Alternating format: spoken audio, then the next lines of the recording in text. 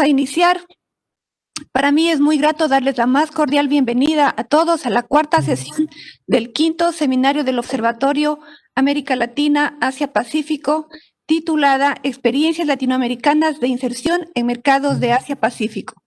El observatorio es una iniciativa conjunta de la ALADI, la CEPAL y la CAF, que tiene como objetivo profundizar los conocimientos de las dos regiones y fomentar un mayor acercamiento entre ellas. En la sesión de hoy se presentarán dos trabajos elaborados por docentes e investigadores de Argentina y México, que tratarán sobre las experiencias exitosas de empresas biotecnológicas argentinas en los mercados asiáticos, y la segunda presentación tratará sobre la exportación del mango mexicano al mercado japonés. En esta sesión contaremos con la moderación en la primera parte de Sebastián Herreros, funcionario de la CEPAL, y la segunda parte continuaré como representante de la LADI con la moderación de esta charla. Bienvenido, Sebastián. Adelante, por favor. Muchas gracias, Silvia y Mónica. Muy buenas tardes a todas y todos. Mi nombre es Sebastián Herreros. Yo trabajo en la División de Comercio Internacional e Integración de la CEPAL en Santiago de Chile. Me es muy grato moderar esta cuarta sesión del quinto seminario académico del Observatorio América Latina Asia Pacífico, que este año, por los motivos que todos conocemos, está teniendo lugar de modo virtual. Y la sesión, como bien decía Silvia hace un instante, esta cuarta sesión se compone de dos trabajos que tienen en común el documentar de manera muy aterrizada, muy práctica, experiencias concretas, exitosas de empresas latinoamericanas que han podido acceder a mercados asiáticos.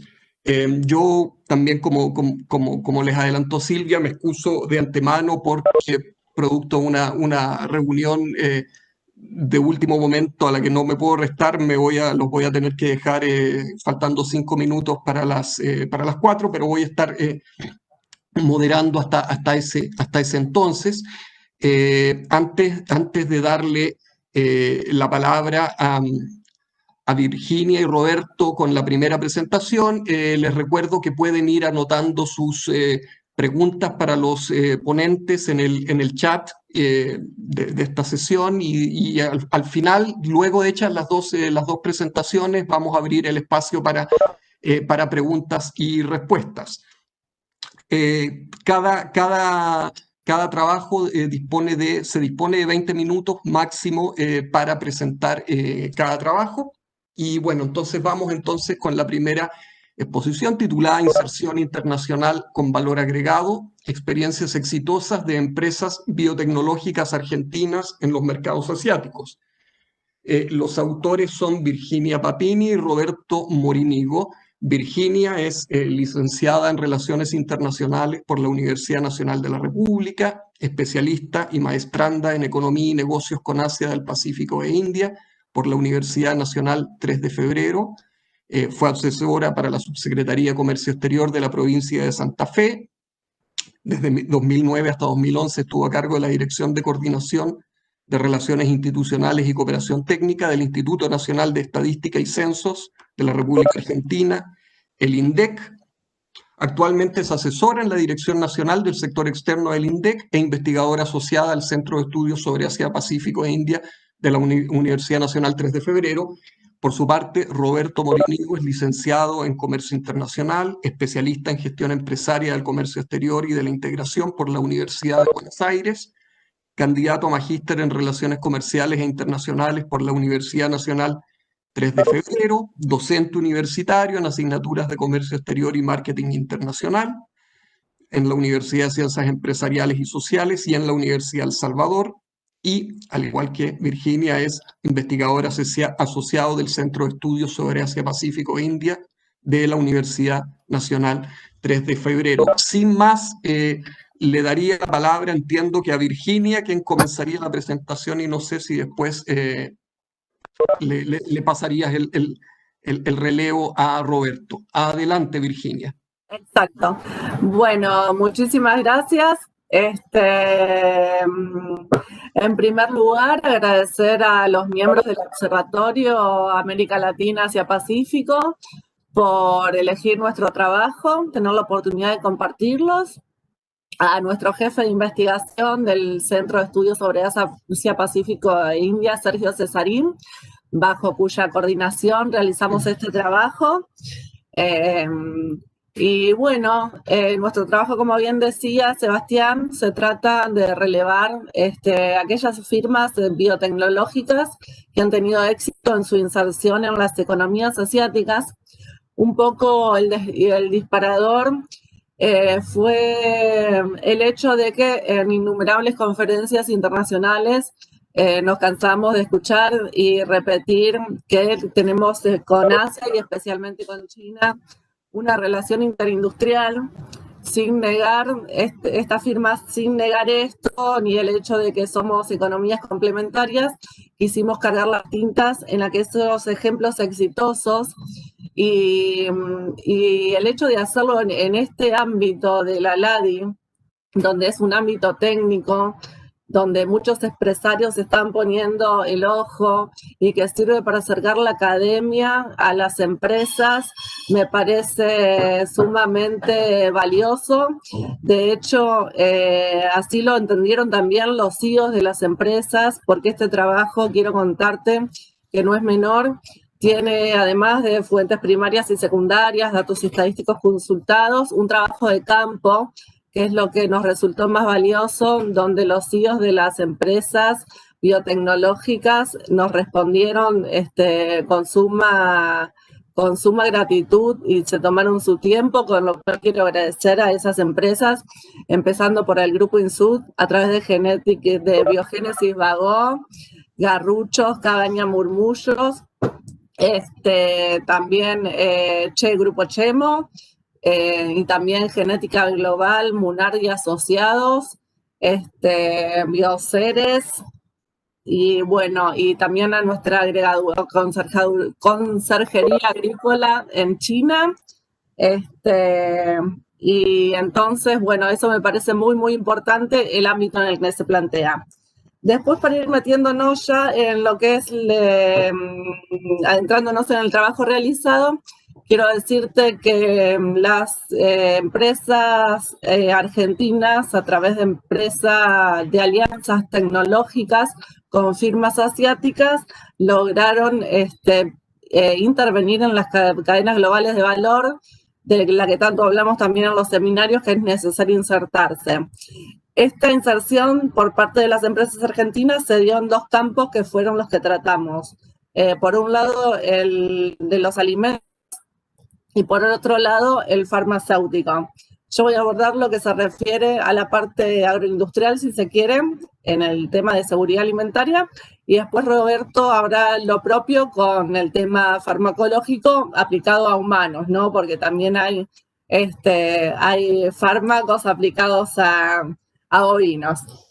Así que bueno, en lo que se refiere, empezando ya a la exportación de embriones y semen congelado de bovinos, podemos decir que en tal sentido las empresas argentinas intervienen tecnológicamente mediante la transferencia embrionaria y la inseminación artificial. Para esto, la CICIC, que sería nuestra contraparte de SENASA en China, realizó varias inspecciones sanitarias. Empezó en el año 2005, hasta que finalmente en el 2007 se declaró al país libre de aftosa. En el 2011 se empezaron a negociar los protocolos que finalmente dieron sus frutos en el 2013. Y ahí, si me ayuda alguien con las filminas, tenemos los centros que fueron habilitados. Fueron 6 para la exportación de... Más adelante ya me fui. Fueron 6 para la exportación de embriones y 6 también para la exportación de semen bovino a China. Bueno, esto en el marco de la importancia del complejo exportador bovino para lo que es la relación bilateral comercial Argentina-China, que ocupa el segundo lugar, con lo cual ahí vemos, digamos, la importancia y la demanda del país, del gigante asiático hacia estos productos, ¿no es cierto?, que estamos mencionando. Bueno, la empresa Garruchos, perteneciente al grupo Insud, fue el primero en exportar semen y embriones de bovinos, y la compradora fue la Sheldon Biotechnology Center, de una empresa china. Esto fue en el marco de un proyecto más ambicioso de construir un centro tecnológico de unas 30 hectáreas en la provincia de Sichuan, la capital de la provincia de Ningxia. Y bueno, como decía, la contraparte fue la China Sheldon, y el proyecto se llamó,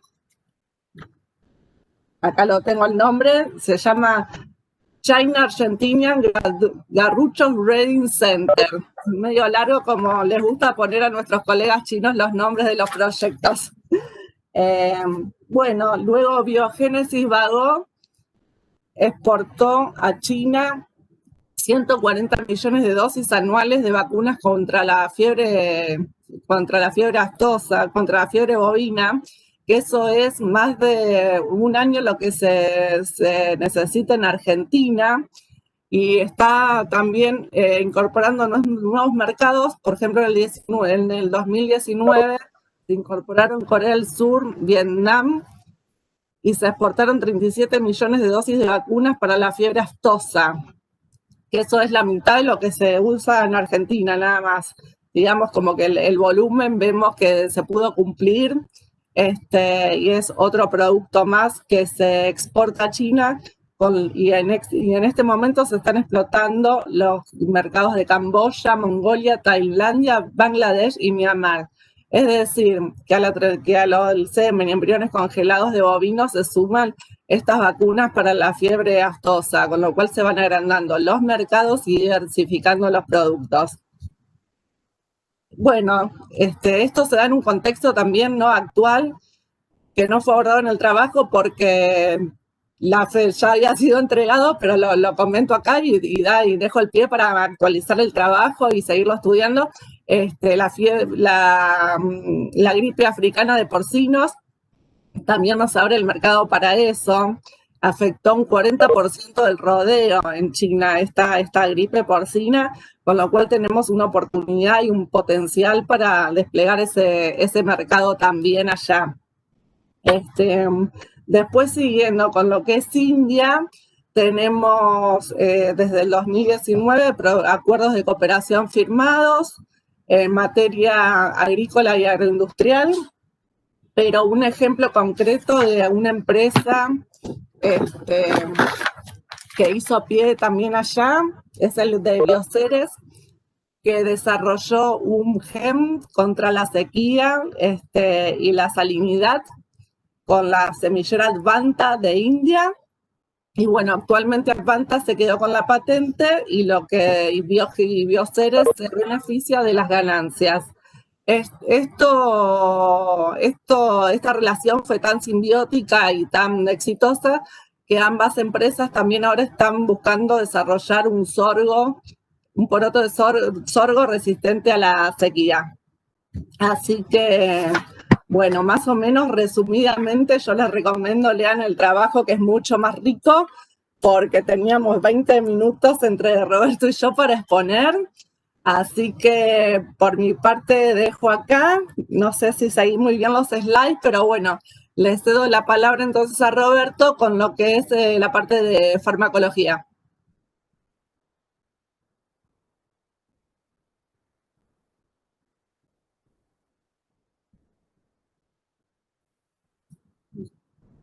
A ver, mi amor, ¿me ayudas?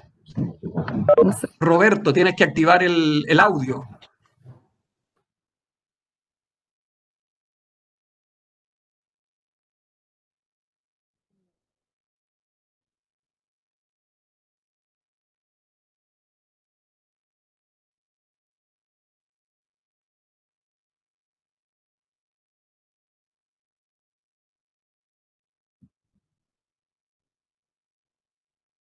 Roberto. Hola, ¿sí? ¿Ahí se me escucha? Muy bien, adelante. Perfecto, perfecto. Bueno, buenas tardes. Gracias por la oportunidad, por el tiempo de presentar este trabajo. Como bien decía Virginia, tiene una importancia relevante para el entramado industrial de nuestro país.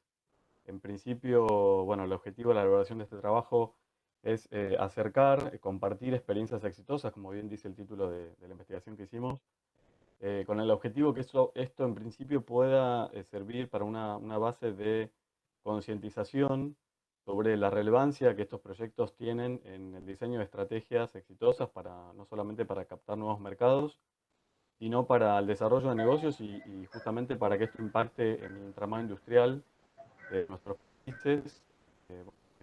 Vamos a tratar específicamente de Argentina, pero entiendo que es un buen antecedente como para que el resto de la región también pueda tener estas experiencias exitosas y que podamos trabajar conjuntamente con organismos como la LADI y otros en la región. Entonces el sentido es este, ¿no? Compartir esas experiencias. Macroecológico. Vamos a tratar el tema de tecnología, que bien el trabajo, que hay una explicación y algunas definiciones que pueden sumar para entender y comprender un poco más de qué estamos hablando. Es hacia fines de la década de los 80 que en distintos lugares del mundo empiezan a realizarse investigaciones sobre bueno, la producción de medicamentos basadas en moléculas grandes, ¿no? Los bien llamados biotecnológicos o moléculas biológicas a partir de seres vivos, digamos, ¿no? Entonces, ya no solo se empieza a hablar de productos químicos, que son moléculas pequeñas, sino que se empieza a incursionar en la investigación en este campo. Bueno, obviamente el tiempo y el desarrollo de la tecnología acompañó a que esto pudiera expandirse alrededor del mundo y así empezar a tomar diferentes experiencias en los distintos espacios geográficos hasta eh, que esto conforme y tenga hoy los ojos puestos como una buena noticia de cara a la producción de medicamentos con base biológica, ¿no? que tienen otro tipo de resultados probados y bueno, hoy la industria farmacológica específicamente, que es lo que voy a tratar, tiene sus ojos puestos en esto, en invertir, en tratar de ampliar sus inversiones inclusive en infraestructura para acompañar esto de que estamos hablando, ¿no? Entonces, contextualizar, en el caso de Argentina, en principio, bueno, es un sector estratégico, ¿no? Porque no solamente acompaña, digamos, al desarrollo de, digamos, investigación y desarrollo, acompaña la investigación científica, sino que además también genera o intenta también formar recursos humanos capacitados en esta industria, ¿no? Perdón, Roberto, un segundo. Sí, ¿Podrías hablar un poco más alto, por favor? sí, ¿O cómo no. podrías acercarte al micrófono? Voy a acercar el micrófono. ¿Ahí está mejor? Bien, excelente, perfecto, gracias. Bien, no, por favor, disculpen. Entonces decía, para contextualizar el sector en Argentina, bueno, Argentina cuenta con capacidades tecnológicas y hay trabajo sobre esto, sobre desarrollos tempranos en el caso de nuestro país, que lleva hoy el entramado industrial y esto farmacológico en Argentina tenga inclusive mayor cantidad de plazas, laboratorios de origen nacional por sobre los de origen multinacional. Hoy Argentina cuenta con 210 de los laboratorios que agrupa a este sector, 210 laboratorios, de los cuales 30 son empresas multinacionales, aproximadamente 160 sí. Esto es un dato no menor. En total contamos con 190 aproximadamente y para emplea aproximadamente entre 40.000 y 45.000 personas este sector, ¿no? Y en cuanto a los productos, bueno, ya un poco mencionó Virginia, digamos, eso se distribuye, el sector biotecnológico en general se distribuye entre las actividades de producción de semillas, medicamentos de uso humano, fertilización humana, bueno, diferentes cuestiones que hacen no solamente al uso humano, sino al uso animal también. Entonces, en este marco encontramos a las empresas específicamente de biotecnología en Argentina, que ascienden a 200, 201 para ser exacto, según el último informe que me brinda este lo que por de una ventana para acá, eh, eh, de hecho ocupa a escala global de una posición de países que cuentan con empresas dedicadas a la biotecnología y además, bueno, acompaña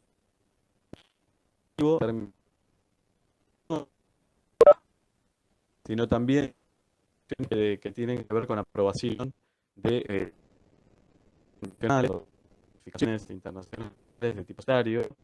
Entramos en muchos de nuestros muy importante bandera en otras regiones. Estas certificaciones, bueno, de tipo sanitario, como la FDA de Estados Unidos, la TGA de Australia, bueno, y así podemos mencionar otras que hacen este tipo de certificaciones. En cuanto a inversión inversión investigación y desarrollo, bueno, es el sector, uno de los sectores que más aporta también en el país. Está en la posición número 1 de los que más inviertes en investigación y desarrollo. Entonces, sin lugar a dudas, una ventana de oportunidades de cara a futuro. Si esto continúa, si las inversiones continúan realizándose en este sector y acompaña la mano de obra calificada que se necesita para el desarrollo de estos productos, evidentemente vamos a poder aplicar estas experiencias exitosas en Asia y por qué no en otros mercados también. Entonces, para tener una cifra en este más o menos la información que estuve comentando recién, la cantidad de empresas de biotecnología, bueno, algún dato referente a la facturación y gastos en investigación y desarrollo, como para que lo puedan dimensionar un poco. En relación con el comercio exterior y para empezar a conectar, para presentar luego los casos que son, digamos, el centro de este trabajo que hicimos con Virginia. En cuanto al comercio exterior, bueno, Argentina todavía, digamos, no produce o no tiene la capacidad para la elaboración de los principios activos biológicos, estamos hablando de biotecnología, que se utilizan en la elaboración de los medicamentos que hoy se producen. ¿Sí? Hoy todavía Argentina importa bastante, aunque sí hay laboratorios que producen y tienen 100% de producción local, todavía se importa. Pero un dato no menor es el que arroja la Cámara que agrupa a este sector. Hacia el año 2000, entre 2003 y 2017 ha habido un incremento importante, digamos, en la inversión, ¿no? En el programa alentó en cuanto a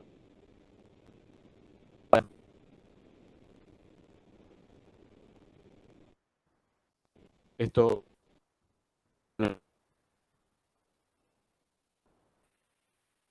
que quiero compartir para entender, digamos, cuando hablamos de hacer negocios con Asia, de exportar biotecnología, más allá de los casos que ahora vamos a comentar, también contextualizar un poco a qué países son los que Argentina en el día de hoy está concretando sus negocios, en donde tiene sus actividades principales, en donde sin duda, bueno, el ánimo es expandir estos negocios en otros países, ¿no? Entonces, en principio, estas exportaciones totales que tenemos para estos años, entre 2017 y 2019, encontramos a China en estos 3 años como el principal mercado de destino de nuestras exportaciones de productos de origen biológico. Y seguimos con Vietnam, después encontramos a India y a Indonesia como los principales mercados.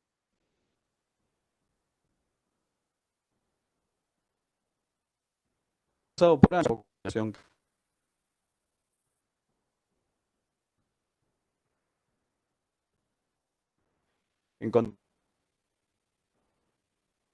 bueno, el principal mercado destino de nuestras exportaciones de Vietnam, que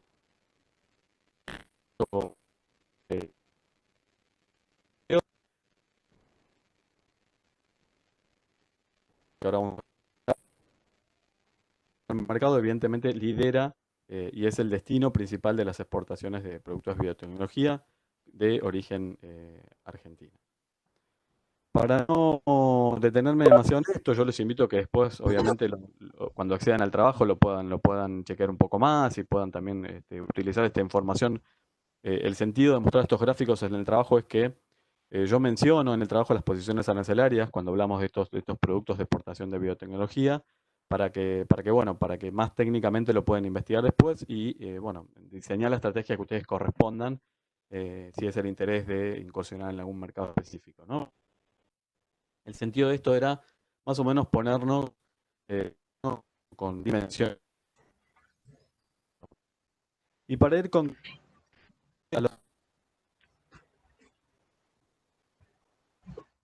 obviamente el sector Roberto, te pediría ir concluyendo en un máximo de 2 minutos, por favor. perfecto, cómo no. Gracias. Terragenes son 2 empresas argentinas con base en un denominador de investigación y desarrollo que a lo largo del tiempo han ido desarrollando y bueno, con una estrategia, una planificación de negocio, han ido conquistando. En el caso de Biocidio, su principal destino, y obviamente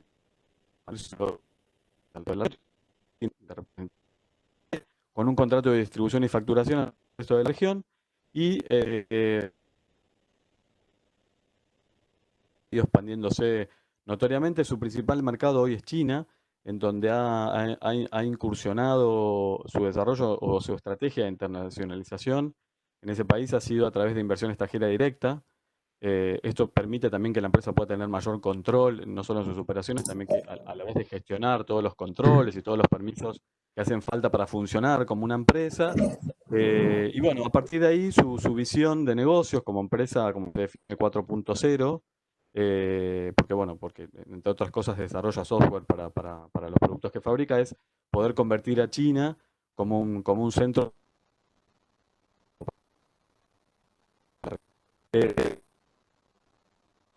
los dos comentarios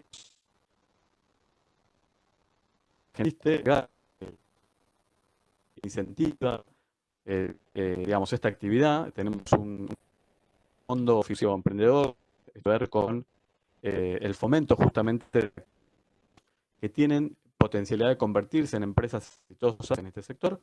Se distribuyen aceleradoras que son empresas que cazan talentos, por decirlo así, con proyectos de base tecnológica para casos exitosos. Entonces, a la vez de comentar estos casos que se recién, también hay otros que son semillas que están tratando de hacer las cosas de manera prolija y a la espera de una oportunidad para seguir conquistando mercados y expandir los negocios. Como cierre y conclusión final, entiendo que tenemos una gran potencialidad, que deberíamos poner el foco justamente en destinar recursos para la investigación y el desarrollo. El objetivo de esto es lograr asociaciones, lograr un encadenamiento productivo con las economías asiáticas, para que exista este tipo de experiencias de intercambio de tecnología, sobre todo para darnos como país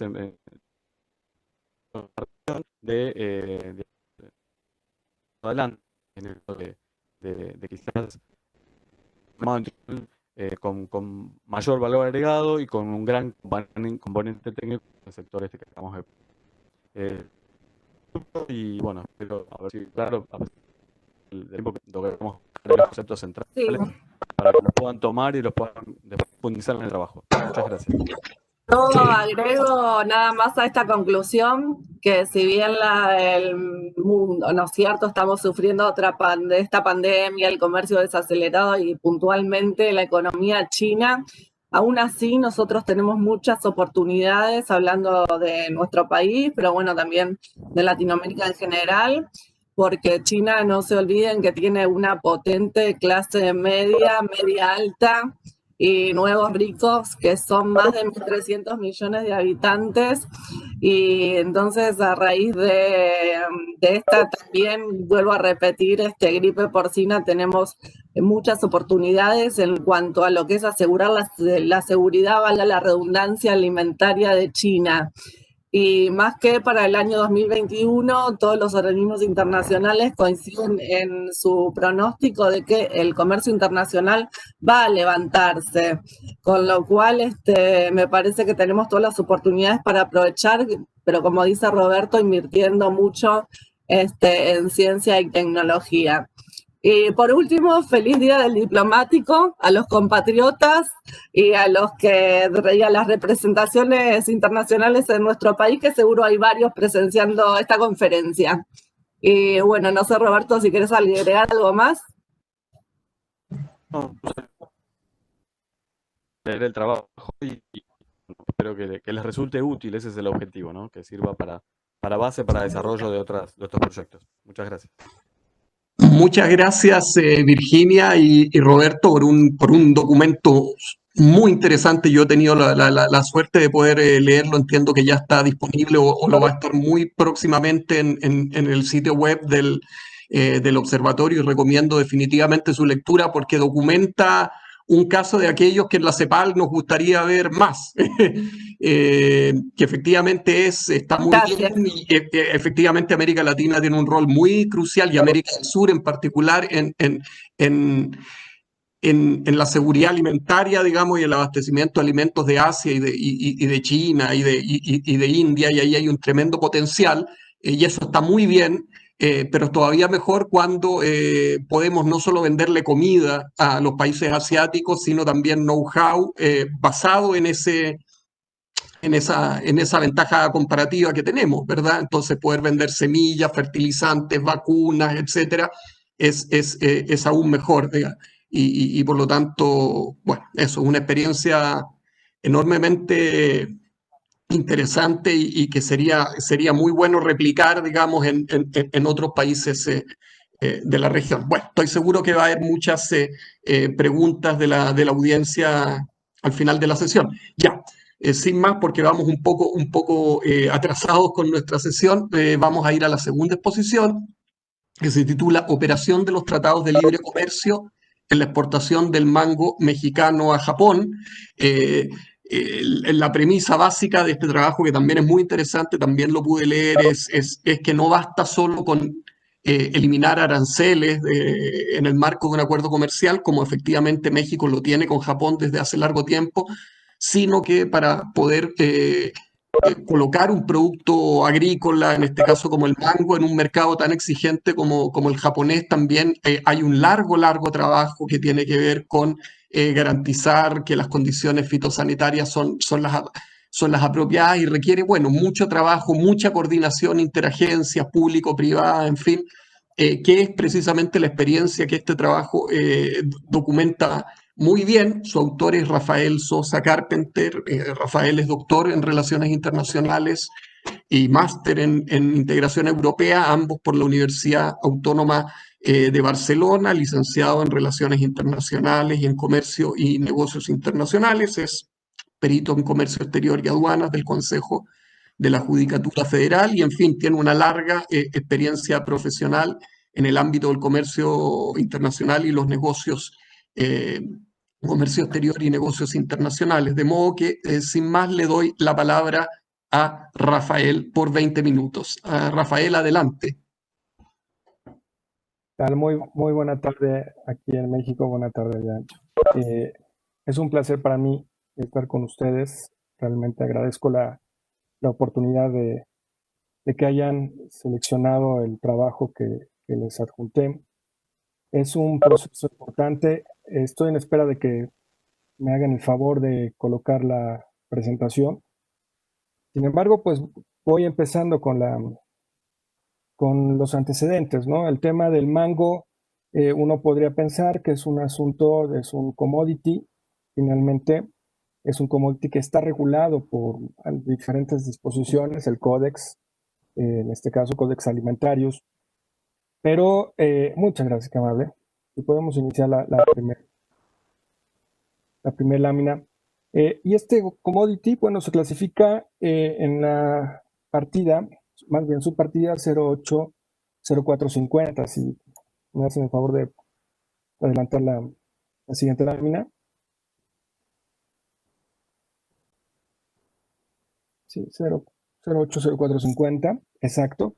Entendamos que hay diferentes variedades de mangos. El mango tenemos el indostano y el grupo Mugrova, es decir, aquí el comercio mundial de mangos, los principales productores de mangos son India, China, Tailandia, y bueno, en sexto lugar está México. Del lado de los exportadores, México es el segundo exportador mundial después de Tailandia. Y esto es importante resaltarlo, porque en el caso del mercado al que vamos a analizar, hay una fuerte competencia con este proveedor. Y en cuanto a los importadores principales, obviamente China y Estados Unidos. Estados Unidos, la frontera comercial que México tiene. Como les decía, la regulación internacional del Codex STAN, la 184/1993, y también para poder entrar a cualquier mercado internacional que tenga que ver con mango, bueno, hay diferentes tipos de categorías manejadas a través del Codex, la categoría extra, la primera y la segunda, además de que algunos clientes requieren este tipo de certificaciones que no son gubernamentales, pero que sí son importantes para efectos de comercio. Ahí está Fairtrade, HACCP, obviamente, en algunos casos kosher, etcétera. Vamos a la siguiente, por favor. La siguiente lámina, por favor. Bien. México produce mangos en la costa del Pacífico. ¿Sí? Son los meses de producción del mango fuerte en México. Es durante todo el año, pero lo más fuerte se da abril, mayo, junio y julio. Y agosto empiezan a crecer. Sin embargo, siempre hay producción de mango. En el caso de México, bueno, pues la principal producción de mango de estas variedades que existen en el mundo es el mango Ataulfo. Y puedo mencionar el asunto del mango Ataulfo porque, bueno, esta variedad de mango tiene denominación de origen. ¿Sí? Solamente existe una denominación de origen para esta fruta y es la de mango Ataulfo, que por cierto, esa denominación de origen es en el sur de México, compartiendo frontera con Guatemala. No obstante, nos vamos a dar cuenta que el mercado japonés no requiere de este tipo de mango. O sea, ¿por qué? A lo mejor se le hace muy caro o por la misma denominación, pero Japón no requiere este tipo de mango, sino que México exporta las demás variedades de mango sin denominación de origen. Esa es una cosa importante entender el mercado. Por otro lado, México exporta una gran cantidad de mangos, $16 millones, si no lo recuerdo. En este momento se los voy a mostrar con mayor detalle. Pero de las exportaciones mexicanas, el 89% va hacia Estados Unidos. Nuestro segundo destino comercial es Canadá. Y el tercero, y muy por debajo, es Japón, con 0.7%. Aquí está una gráfica de cuál es la balanza comercial de México en el mango. O sea, México tiene un superávit fabuloso de exportaciones de mango con respecto a las importaciones. De hecho, las importaciones casi son nulas. Vamos al siguiente, por favor. Siguiente slide.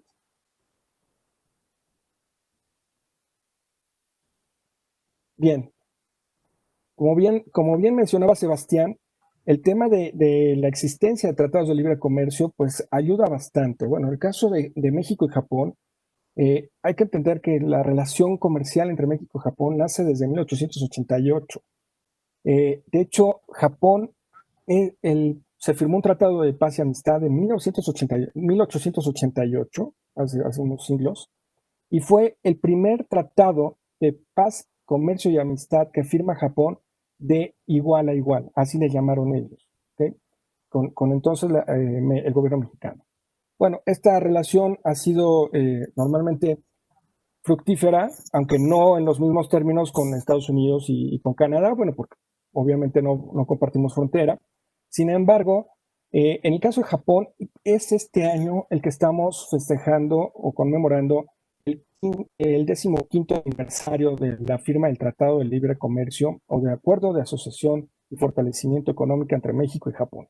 Este tratado es importante mencionarlo porque México es el primer tratado que firma con un país asiático como tal, y Japón es el segundo tratado de libre comercio que firma él, de todos los tratados que él tiene, es el segundo país con el que firma tratado de libre comercio, después de Singapur. Así que por esa razón es muy, muy importante o muy interesante el tema de la firma de este acuerdo, que finalmente es un tratado de libre comercio. Y dentro de este tratado de libre comercio, bueno, pues se ha dado una serie de intercambios importantes. Por ejemplo, nuestro intercambio comercial del año pasado sumó 22,000 millones de dólares. A partir de enero a junio de este año, pues ha sido de 8,500 millones de dólares. Y en cuanto a del tratado, del Acuerdo de Asociación Económica Fortalecimiento México-Japón, que entró en vigor el 1 de abril del 2005, pues los mangos fueron considerados como productos cuya importación estaba libre de arancel a partir del primer año de entrar en vigor. La diferencia aquí, importante mencionar esta situación de este tratado, porque aquí para efectos de reglas de origen se solicita un cambio a nivel capítulo, y en cuanto a certificaciones de origen, se requiere un certificado de origen validado por la autoridad mexicana, en este caso el Ministerio de Secretaría de Economía, en el caso de Japón, el Ministerio de Economía, Comercio e Industria. Sin embargo, Japón y México han impulsado otra serie de cuestiones de integración comercial. Y en 2018 entró en vigor, el 30 de diciembre de ese año, entró en vigor el Tratado Integral y Progresista de Asociación Transpacífico. Este tratado actualmente tenemos varios países, en este tratado: Australia, Canadá, Japón, Nueva Zelanda, Singapur y Vietnam, a partir del 14 de enero del año pasado. Y a diferencia del tratado anterior, en este tratado tenemos una cuestión de certificación de origen que es sui generis en este sentido de todos los tratados de libre comercio que México ha firmado. Pues aquí es una autocertificación por parte del exportador, del productor o del importador. Esa es la parte sui generis de este tratado, que el mismo importador puede certificar su origen de las mercancías, pero esto va a entrar en vigor hasta el año 2023. No obstante, por el momento tenemos que la autocertificación lo va a hacer el exportador y productor en este momento, ¿ok? Son requisitos mínimos de información que debe mantener la prueba de origen, de certificación de origen, y en este tratado se manejó el tema de los mangos como un producto para efectos de Japón de internación, ¿okay? De internación libre de impuestos de importación al momento de la firma de entrada del vigor. El tratado, de hecho, la tasa base del tratado con Transpacífico era del 3%, y en el momento en que firma México, bueno, firmamos todos el ingreso del Tratado Transpacífico, también está libre de arancel el tratado. Vamos a la siguiente, por favor. Bueno, ¿cuál ha sido el comportamiento comercial de la balanza comercial mexicana con respecto al mango? Bueno, como les comentaba, siempre va a haber superávit fundamental del mango. Sin embargo, hay que entender ahora el mercado. ¿Qué es lo que nos está demandando el mercado en este caso? Bueno, Japón es un mercado dependiente, finalmente es un archipiélago, y depende de este tipo de frutas. Entonces, siempre va a tener un déficit respecto a la importación de frutas, del mango. No hay producción. Es mínima, sin embargo, pues es muy poca, seguramente en alguna de las 6,000 y tantas islas que tiene el archipiélago, pero es mínima, realmente no cuenta ni siquiera para efectos de la producción. Pero el asunto es la exportación de mango mexicano. ¿Cómo se ha logrado posicionar el mango mexicano en Japón? Primero hay que entender, y si ustedes observan, si pueden ampliar un poco la pantalla, en el caso de la tabla de los proveedores de mango en Japón. O sea, en este caso, México es el principal proveedor de mango de Japón, seguido de Tailandia. ¿Esto qué nos quiere decir?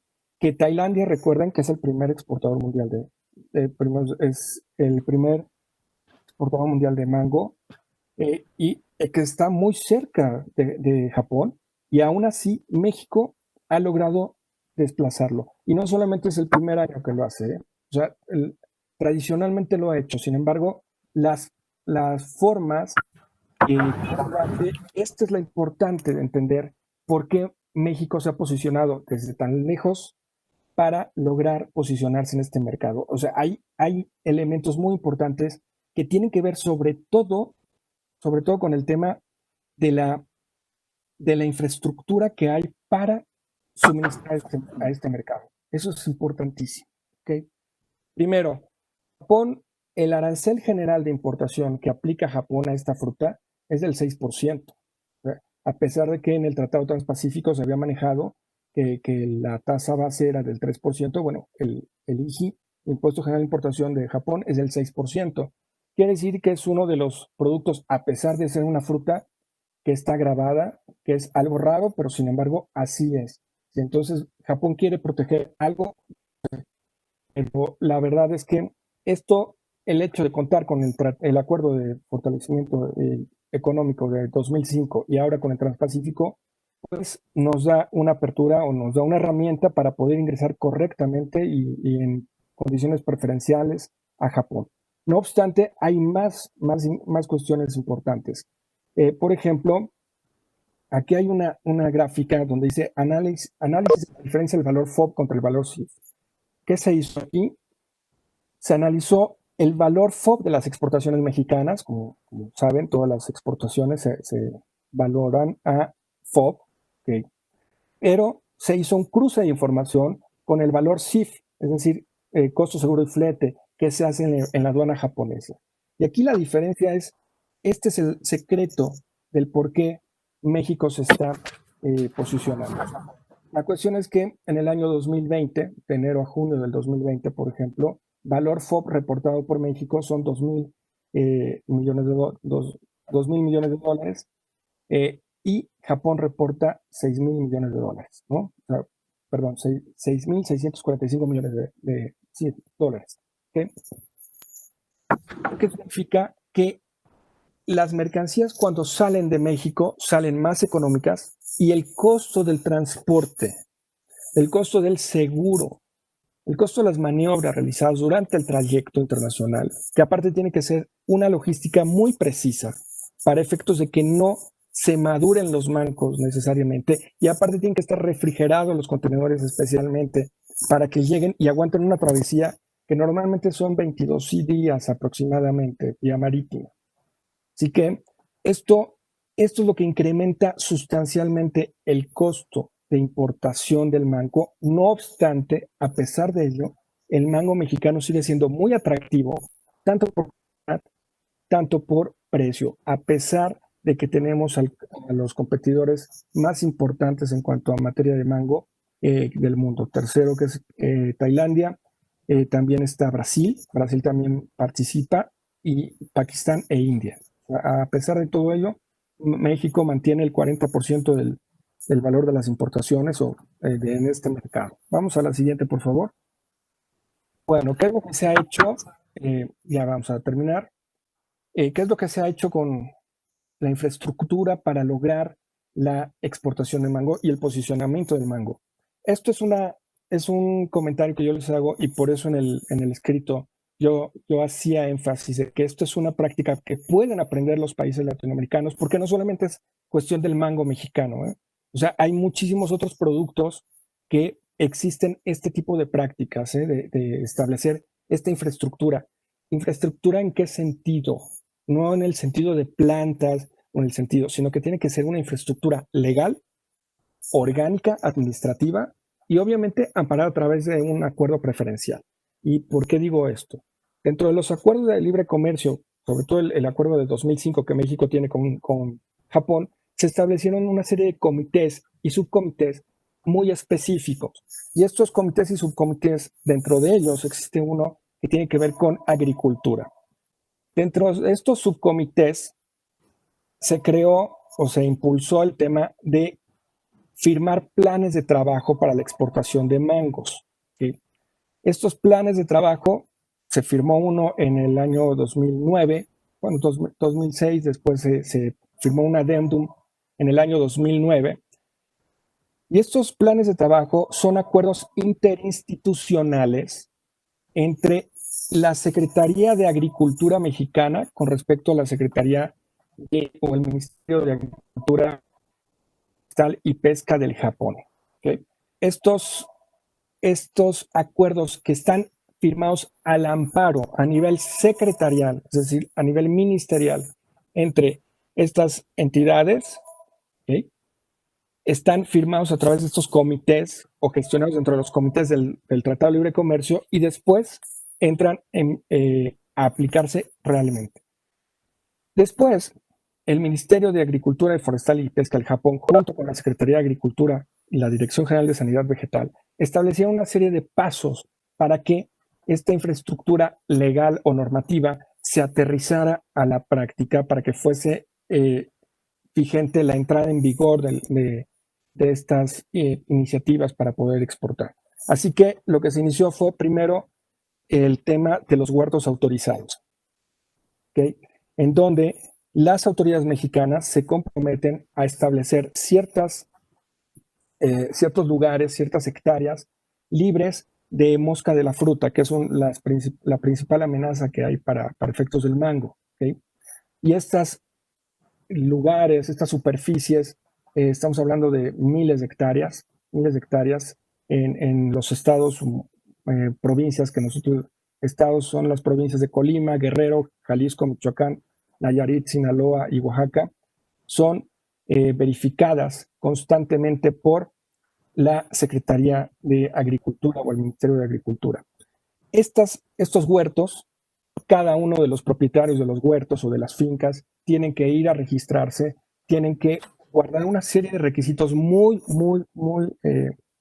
rígidos, porque no solamente esto sirve para Japón, o sea, esto sirve para Estados Unidos y Canadá. Recuerden que el principal destino de las exportaciones de mango es hacia Estados Unidos, el 89%, y el segundo es Canadá. Entonces, ellos también requieren el tema de los huertos certificados. Y estos huertos certificados tienen que ser verificados y certificados también por entidades mexicanas. Estas personas, bueno, se contrata, constantemente están revisando si no hay ningún brote de mosca de la fruta, y después, una vez que se cosecha la fruta, se procesa en un tratamiento hidrotérmico o aire caliente forzado. Esto es un proceso bastante confuso. Bueno, al final, la última presentación, la última lámina, van a ver algunos ejemplos de lo que es. Y esto significa tener aquí sí una infraestructura especial, en donde la fruta se pone al agua a una cierta cantidad de grados centígrados y después se seca, o por el caso del aire caliente forzado, esto se incorpora dentro de la fruta en una cámara especial que inyecta aire, y después de ese aire a una temperatura extrema, después extrae el aire y todo el bicho que debe haber se muere. ¿Okay? Al final se da el certificado. Bien, ¿cuál es la infraestructura que existe en México para este tipo de mangos? Que sirve igual para Japón, para Estados Unidos, para Canadá y bueno, los demás países que se quiera exportar. Tenemos 22 unidades de verificación en todo el país y sobre todo en estos municipios o en estas provincias que son productoras finalmente, 25 instalaciones autorizadas para el tratamiento fitosanitario y 235 oficiales autorizados por parte del Ministerio de Agricultura que no solamente hacen verificación de mango, ¿no? Sino que hacen otro tipo de verificaciones para lechuga, para pepinos, etcétera, ¿no?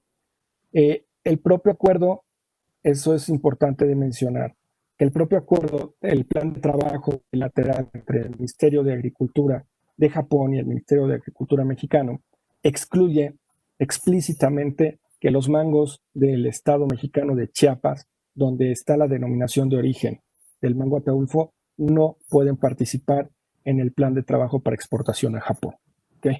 Y que ahí está la condicionante.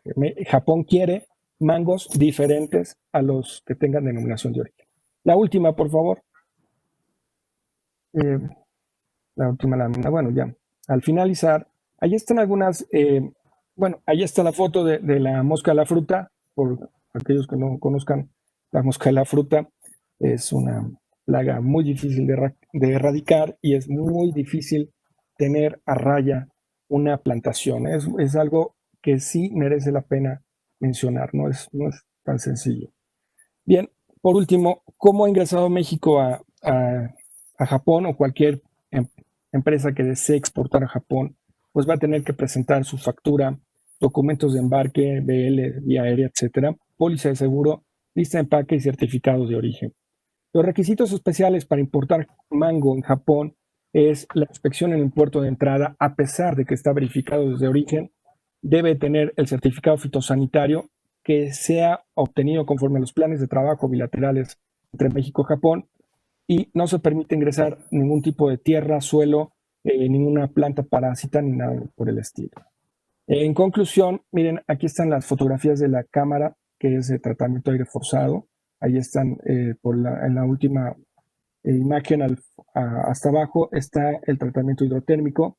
Pero bueno, al final, ¿en qué se concluye? Bueno, México envía solo el 0.72% de las exportaciones de mango a Japón. Y a pesar de ello, esto representa $3 millones. A pesar de ello, México se ha convertido, con ese 0.72% del mango, se ha convertido en el principal proveedor de Japón de mango, con el 40% del mercado, compitiendo contra otros, contra la alta competencia regional, sobre todo de Tailandia. Y para ello, la conclusión es que se tiene que hacer todo un esfuerzo de infraestructura legal. En este caso, por un lado, tener un tratado de libre comercio nos ayuda bastante. El segundo elemento, también contener las fracciones arancelarias similares a nivel subpartida, que nos ayuda mucho a entender y que estén desgravadas también. Y a pesar de que tenemos el acuerdo de libre comercio y el transpacífico, bueno, el tema de las reglas de origen y la certificación de origen, que son literalmente son congruentes, en realidad ayudan bastante. Por el otro lado, de la infraestructura legal, pues hablamos de los planes de trabajo, estos acuerdos interinstitucionales a nivel Ministerio de Agricultura, que ayudan bastante, que están gestionados al amparo de los comités de los tratados de libre comercio, y hablamos pues del otro elemento importante del éxito del mango, es el tema de la infraestructura física, en cuanto a la trazabilidad de la producción, de la producción hasta la entrega en el puerto de destino, y sobre todo los actores que intervienen, porque todos estos actores están certificados. Es decir, es una cadena de suministro, de proveeduría y suministro que está muy bien delimitada y que está acordada a través de estos tratados o acuerdos interinstitucionales. Bien, muchas gracias por su atención. Muchas gracias, Rafael.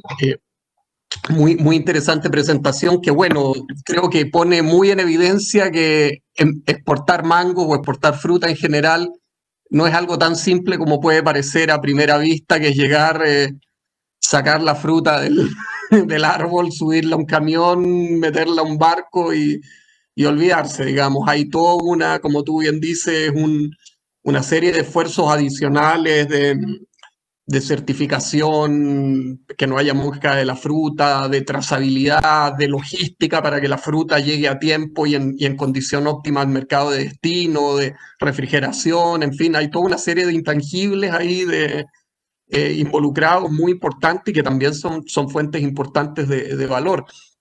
Y en ese sentido creo que hay paralelos, digamos, siendo dos productos muy distintos entre la presentación que tú nos acabas de hacer y la que Virginia y Roberto nos hicieron al comienzo, en el sentido de que ambos muestran que aquí, para que todos estos negocios, estas dos experiencias exitosas hayan sido efectivamente exitosas, detrás tiene que haber todo un ecosistema, digamos, de asociación, de cooperación público-privada muy fuerte, y si alguno de esos eslabones falla, bueno, ya el éxito que se ha logrado no sería no sería tal. Pero bueno, yo no quiero monopolizar eh, la palabra.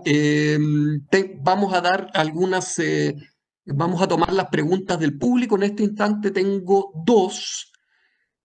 A ver, de Marco Calleja, dice, me parece que es para Roberto y Virginia. ¿Cómo les ha ido con la competencia local en Asia? Por ejemplo, con Singapur, que con una ventaja competitiva dinámica desarrolló exitosamente el sector de la biotecnología. Ahí va la primera pregunta. ¿En qué área? ¿En el área agropecuaria o de fármacos para humanos? ¿Sería la pregunta o para ambos? Es una buena pregunta porque no está, está formulada en los términos en que la leí, digamos, no es, no Bueno, precisa mayormente. Se pueden tomar los dos, si es aplicable en los dos ámbitos. bueno, de la competencia proviene de Asia, mayormente la tenemos en lo Perdón, que es. disculpa, Virginia, disculpa. Marco, escuchando todo esto, precisó que está hablando, se refería al caso de los fármacos especializados. En humanos. Supongo. Bueno, No sé. yo te contesto rápidamente por mi parte en lo que hace a la competencia de Asia y de los mercados más cercanos que China puntualmente tienen Europa, donde más, digamos, lo que más fácil llega son vacas de leche, ¿no? El holando, ¿no es cierto? Vacas de carne también, de Australia. Pero como ya te decía, nuestro trabajo fue justamente, y Estados Unidos también, por supuesto, ¿no? Que tiene interés en ese mercado bovino. Pero en el caso ganadero, justamente fue la alianza tecnológica del grupo Insud con estas firmas chinas lo que permitió incluso la construcción de centros allá, ¿no es cierto? Entonces sí, por supuesto que hay competencia, pero bueno, esa competencia se la afrontó con un grupo humano sumamente capacitado y con la conformación de alianzas tecnológicas y construcciones allí de centros y la instalación de oficinas. Por ejemplo, Biogénesis, yendo también al tema de fármacos también, ¿no es cierto? Y ahí te contesto también una parte por lo que es de fármacos en general, tiene una oficina en Shanghai para atender a todos los países del Asia. Entonces fueron esas alianzas que se fueron forjando las que marcaron la diferencia y con la que se pudo enfrentar la competencia tanto estadounidense como asiática y europea.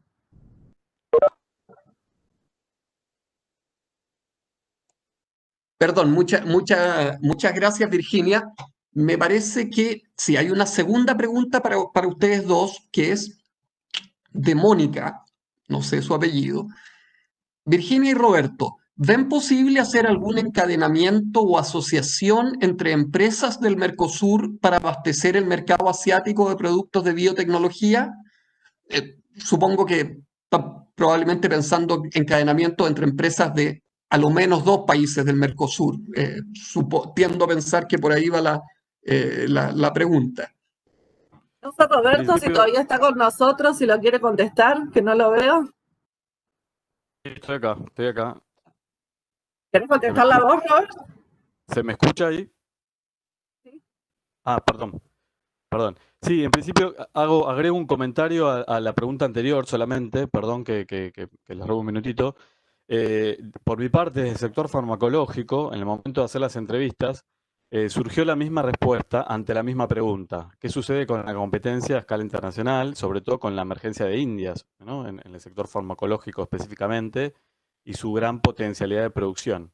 Bueno, tenemos casos como producción de genéricos, inclusive tienen una planta en Argentina que desde acá fabrican y distribuyen para el resto de América Latina. O sea, es una emergencia que ya todo el mundo conoce en el sector y que evidentemente se están preparando para eso, ¿no?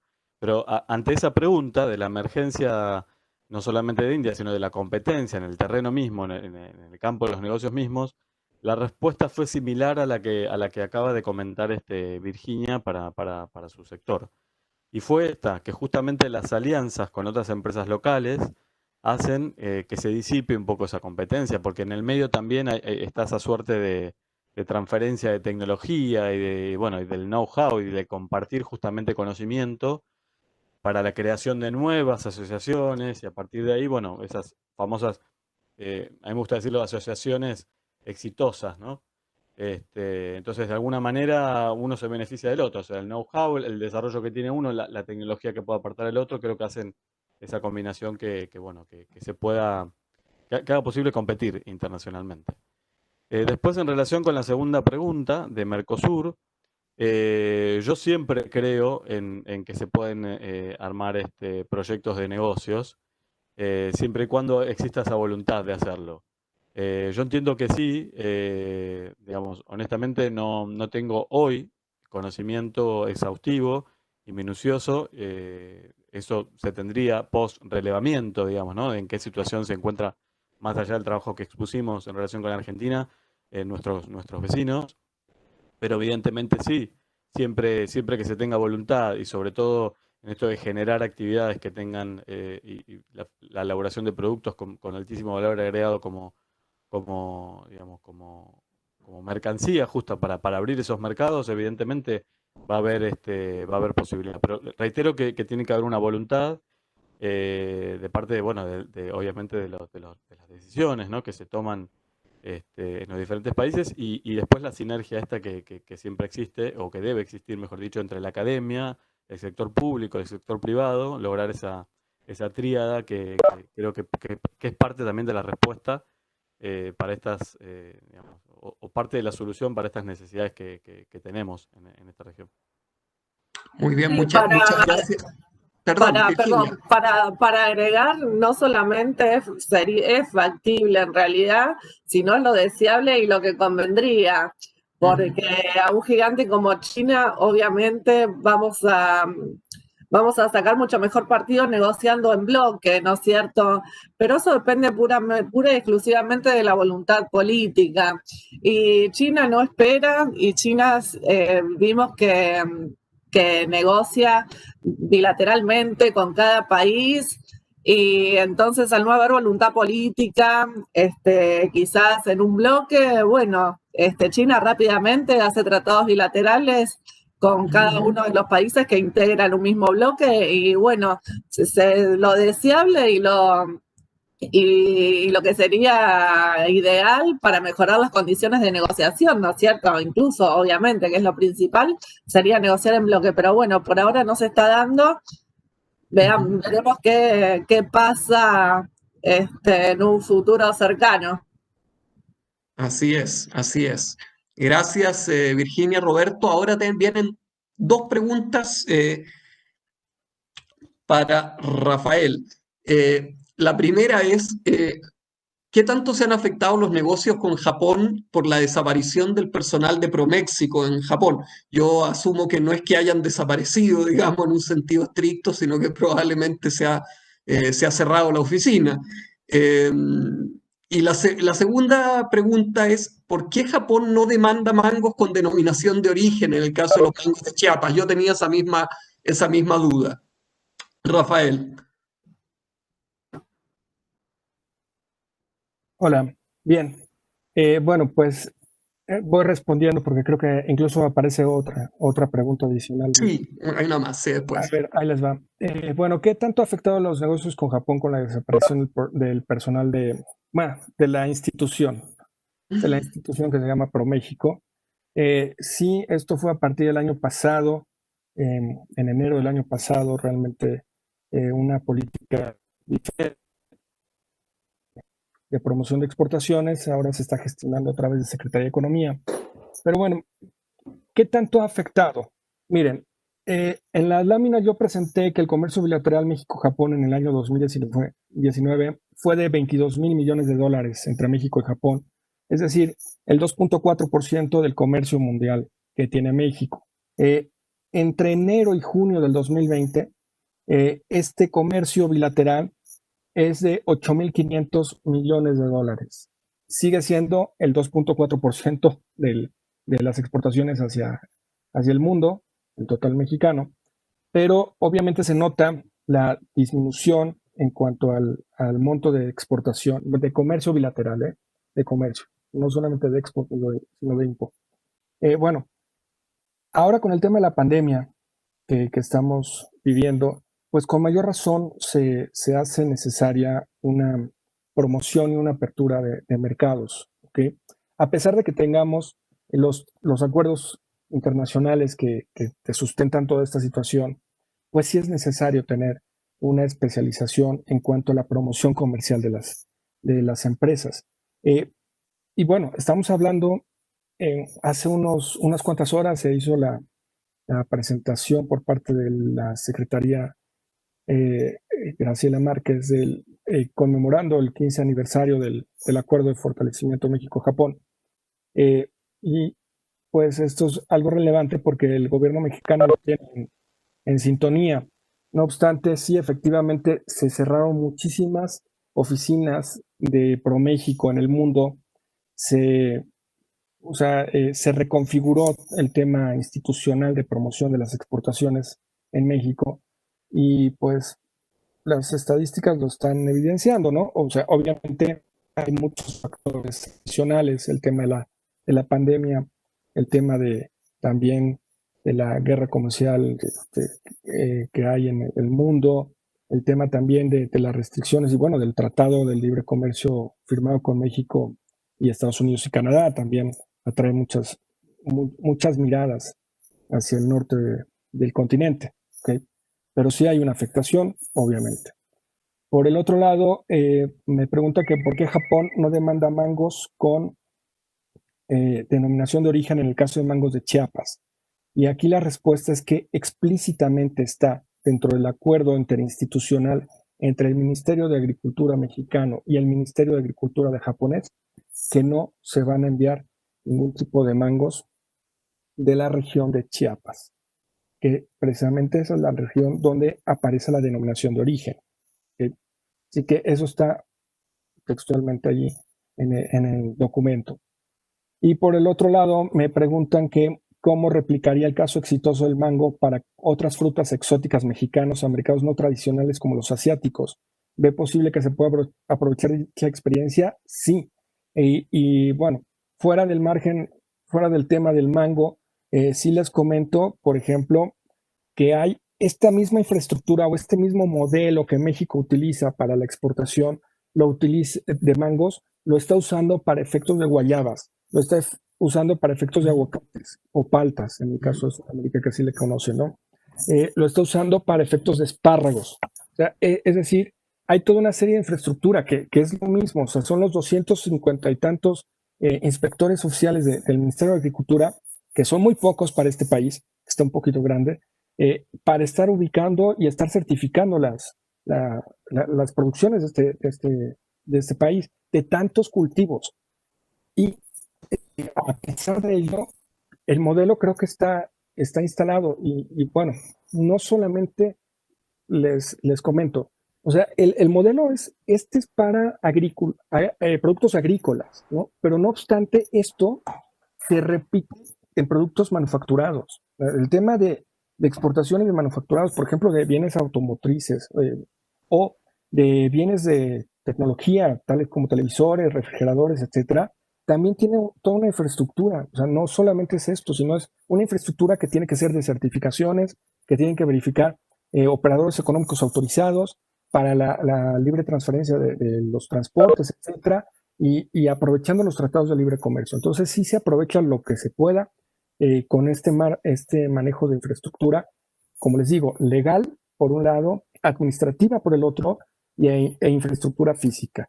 Creo que son los tres elementos que se pueden rescatar y que pueden ser muy replicables a nivel América Latina. Gracias. De acuerdo, muchas gracias, Rafael. Me parece que con eso agotamos la ronda de preguntas, por lo menos hasta ahora. Creo que ha sido una sesión muy Perdón, interesante perdón, ¿sí, Silvia? sí, Sebastián, a través de YouTube nos han hecho llegar una pregunta. Ah, ok. Está dirigida tanto a Rafael como a a Virginia y a Roberto. Se refiere a las dos exposiciones que acabamos de escuchar. Ujú. Dice, ¿cuál es la perspectiva de estas exportaciones en la coyuntura COVID-19?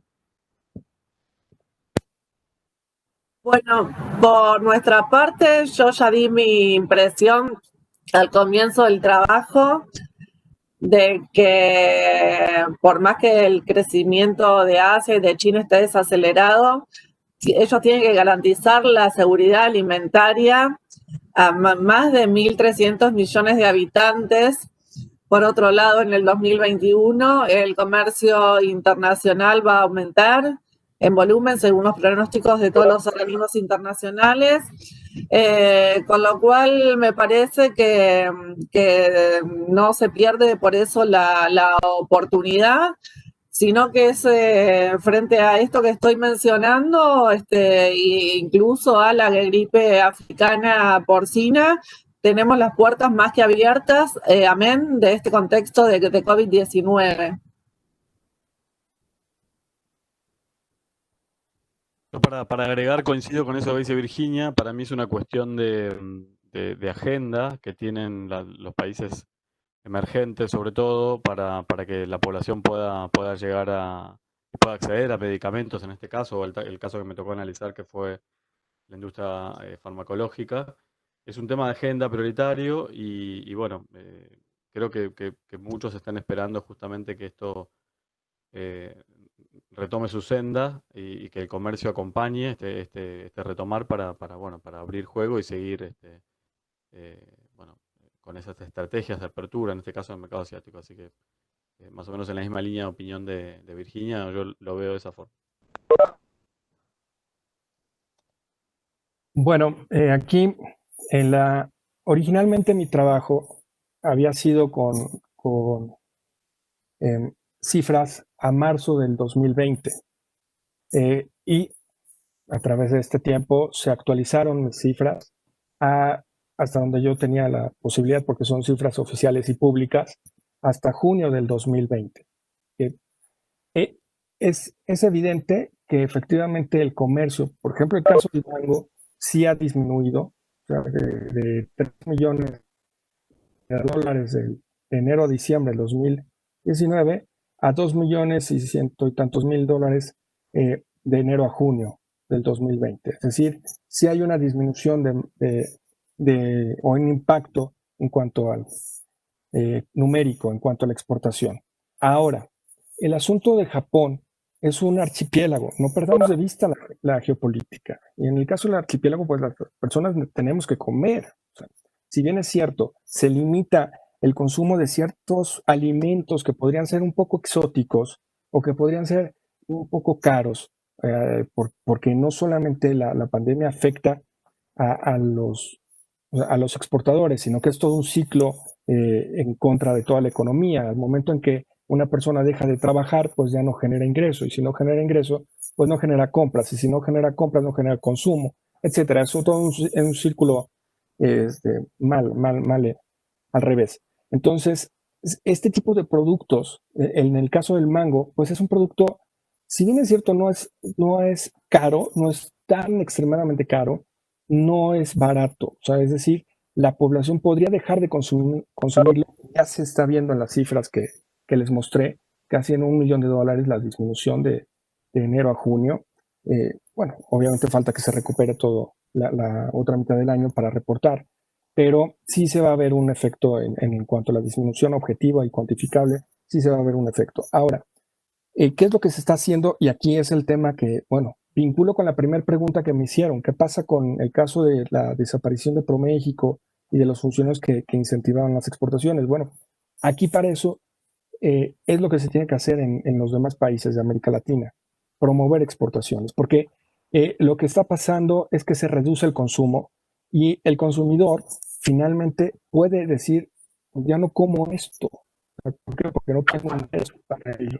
Sin embargo, pues si tú haces una destacada labor de promoción en el otro país, pues puedes lograr reincentivar. Entonces, esto es lo que va a pasar con el tema de la nueva normalidad, o qué es lo que va a pasar con los nuevos negocios. A pesar de que las estadísticas indican que probablemente puede subir el comercio internacional en el 2021, pues hay que hacer trabajo para que se vuelva a incentivar el comercio. O sea, no es en automático la promoción de las exportaciones, y más en este producto, ojo, estoy hablando del tema del mango, que es una fruta exótica y que puede ser un poco cara para la diferente población, pero no es que sea muy, muy cara, o sea, es que sí la vas a consumir, ¿sí?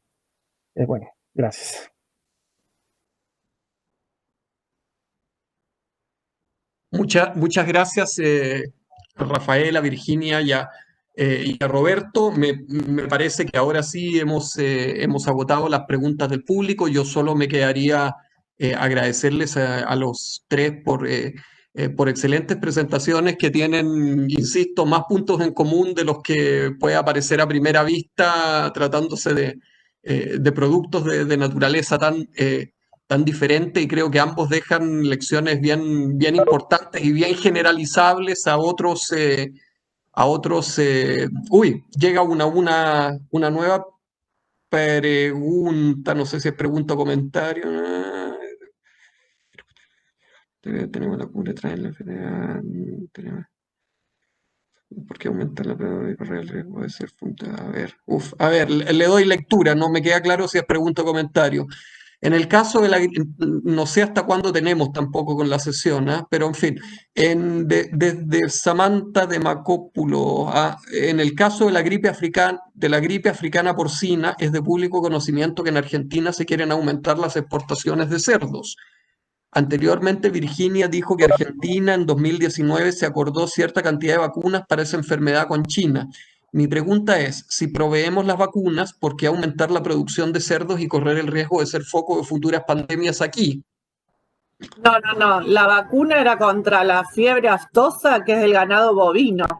De cerdos no trata el trabajo. Justamente lo que dije es que si bien no se incluye en el trabajo, también tenemos una oportunidad en la exportación de carne de cerdo. Pero lo que mencioné de la vacuna era para la fiebre aftosa en bovinos. Bovina, perfectamente, ya, está clarísimo. Bueno, ahora sí, eso sería por mi parte, Silvia. Simplemente yo le agradecería de nuevo a nuestros tres expositores, y te cedo nuevamente la palabra para las palabras de cierre. Bueno, solamente me resta agradecerles a los tres expositores, a ti, Sebastián, por la moderación de esta charla, e invitarles cordialmente a la sexta y última conferencia dentro del observatorio, del seminario, de este ciclo del seminario del Observatorio América Latina Asia Pacífico, que tendrá lugar el próximo martes y tratará sobre el corredor rodoviario bioceánico. Estoy segura que este tema será de gran interés y les esperamos. Gracias a todos.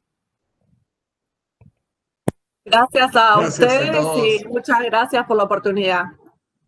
Igual a ustedes. Chao. Saludos cordiales. Hasta luego. Gracias. Hasta luego.